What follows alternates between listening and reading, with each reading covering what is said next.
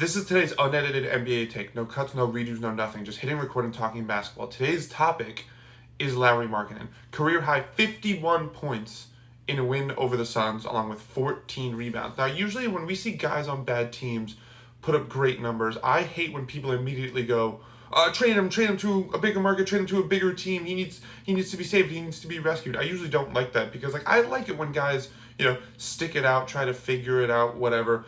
But I feel like with Lauri Markkanen, it's different because the Jazz have been so not subtle in the direction that they're going in, where they're not just a rebuilding team. They're still in the early stages of a rebuild. Like, they don't even have that one young guy who's like, okay, we're building around him. Ace Bailey maybe could start to become that in a year or two. Like, they're still figuring out. I think they're still accumulating assets, accumulating pieces, trying to figure out how they want to eventually start building upwards. And so for Markkanen to just still be content being on this team, it's a shame because he's a really great player, was an all-star, most improved player a couple years ago. And I want to see good players contribute to good teams. I want to see good players in the playoffs. And Markkanen is a really good player. This dude is an incredible shooter off the catch, coming off screens. He's an incredible cutter. He's athletic. He's 7 foot. I want to see that dude play in competitive basketball games because I think this dude could make a difference in the championship race. Not necessarily as a best player on a team, but second, third, 100%. And look, obviously there is a to each their own element from the standpoint of he signed an extension in Utah because he's happy, because his family's happy. He wants some stability. I can't really argue with that. But just from a basketball fan perspective, it's frustrating to see this dude just be content with that. And, it's the Jazz are obviously asking for a lot, which is also probably part of it.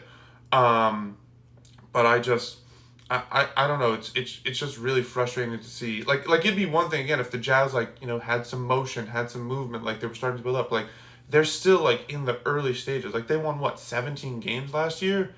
How they traded Colin Sexton last year. They're not trying to win games now. It's clear. Markkanen, he's not old, but he's not young either. He's smack dab in the middle of his prime. He's 28. He's gonna be 29 in May. So it's not like he has all the time in the world. So admittedly, I do feel like kind of a hypocrite because I'm usually, as I said at the top of this video, I'm usually so pro guys sticking it out, figuring it out with certain teams. But I feel like in Markkanen's case with the Jazz, they're just not ready for you yet. And I feel like by the time they're ready for you, it's going to be too late. You're just going to be at a completely different point in your career. So I think you're loyalty 100%, but I just think the timelines are so different. Again, it's not like this is the team that drafted him, the team that gave him a shot, in a Devin Booker case. So I hope that come this year's deadline